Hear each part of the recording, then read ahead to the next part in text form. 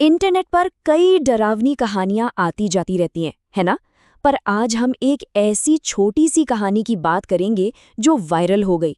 हम ये समझने की कोशिश करेंगे कि ये कहानी इतनी खूबी से डर और सस्पेंस कैसे बनाती है और इसका अंत इतना असरदार क्यों है। तो चलिए कहानी की शुरुआत करते हैं। सोचिए, एक स्टोर है और रात का गहरा सन्नाटा। ये वो जगह है जहां अकेलापन और अनजाना डर धीरे धीरे अपनी जगह बनाता है। और लीजिए, हम सीधे पहुंच गए हैं कहानी के बीच में। घड़ी में रात का 1 बज रहा है। चारों तरफ बस सन्नाटा और हवा में, जानते हैं, वो वाला अकेलापन जो बेचैन कर देता है। अब जरा कहानी सुनाने वाले की हालत के बारे में सोचते हैं। रात की शिफ्ट, ऊपर से इलाका भी कोई बहुत अच्छा नहीं। मतलब ये नौकरी कोई शौक से नहीं कर रहा, मजबूरी है। तो समझिए, माहौल में टेंशन तो पहले से ही है, कुछ भी अजीब होने से पहले ही। और फिर इसी टेंशन भरे माहौल में दरवाज़ा खुलता है और एक ऐसा ग्राहक अंदर आता है जो इस पूरी रात को हमेशा के लिए बदलने वाला है। गेट खुलते ही पहली नज़र में ही कुछ गड़बड़ लगती है। एक औरत अंदर आती है और कहानी सुनाने वाला बस एक ही बात कहता है। उसकी हालत बहुत खराब थी, बस ये 3 शब्द, और मन में एक अजीब सी बेचैनी शुरू हो जाती है। उसका बर्ताव तो और भी अजीब है। पहले तो वो दुकान से ढेर सारा सामान उठाती है, सब कुछ लाकर काउंटर पर रख देती है और फिर बड़े आराम से कहती है कि उसके पास पैसे तो हैं ही नहीं। अब ये कोई सीधी साधी चोरी तो नहीं लग रही है ना, ये कुछ और ही है, कुछ ऐसा जो समझ से बाहर है और इसीलिए ज्यादा डरावना है। और फिर वो एक ऐसी लाइन बोलती है जो सब कुछ बदल देती है। वो कहती है, लेकिन वो भी भूखे हैं। अब सवाल ये है, ये वो कौन है? बस यहीं से कहानी में एक ऐसे खतरे का एहसास होता है जिसे हम देख नहीं सकते। तो सबसे बड़ा सवाल यही है ना? आखिर ये वो है कौन? किसके बारे में बात हो रही है? ये सवाल कहानी सुनाने वाले के मन में भी है और हमारे मन में भी। और मामला तब और डरावना हो जाता है जब वो दरवाजे की तरफ इशारा करती है। कहानी सुनाने वाला बाहर झांकता है और वहां कोई नहीं होता, बिल्कुल कोई नहीं। जो वो कह रही है और जो असल में दिख रहा है, उसके बीच का ये फर्क डर को कई गुना बढ़ा देता है।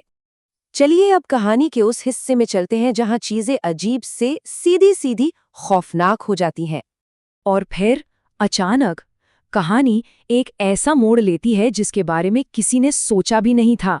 यहीं पर कहानी का असली खौफ सामने आता है। वो औरत अपनी जैकेट उतारती है और जो नज़ारा सामने आता है वो सोच से भी परे है। उसकी चमड़ी जैसे सड़ चुकी थी, नसें बाहर दिख रही थीं। ये सिर्फ डरावना नहीं है, ये अंदर तक हिला देने वाला है। और ये तो बस शुरुआत थी। इसके बाद तो डर सारी हदें तोड़ देता है।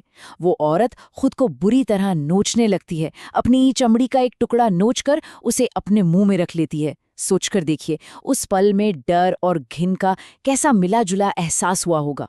और अब कहानी सुनाने वाले और उस औरत का आमना सामना होता है। डर अपने चरम पर है। अब खतरा बिल्कुल सामने है।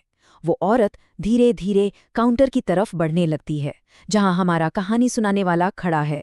भागने का कोई रास्ता नहीं, और उसके हर कदम के साथ टेंशन बस बढ़ता ही जा रहा है।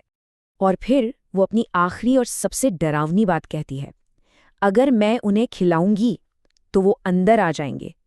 सोचिए, इस एक लाइन में कितना खौफ है।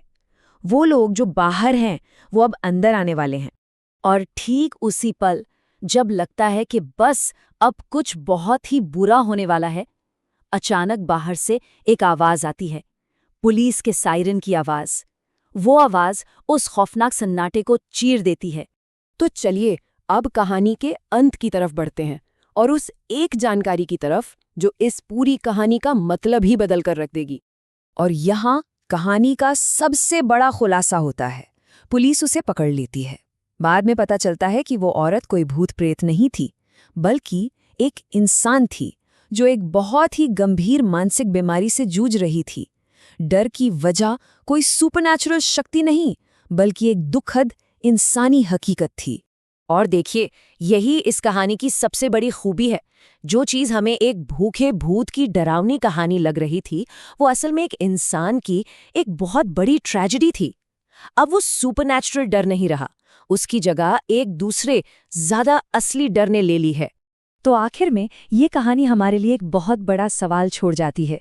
जिन चीज़ों से हम डरते हैं, जो हम कल्पना में सोचते हैं और जो दुनिया की असली तकलीफें हैं, उनके बीच की लकीर कितनी पतली होती है। डर और हकीकत में आखिर फासला होता कितना है?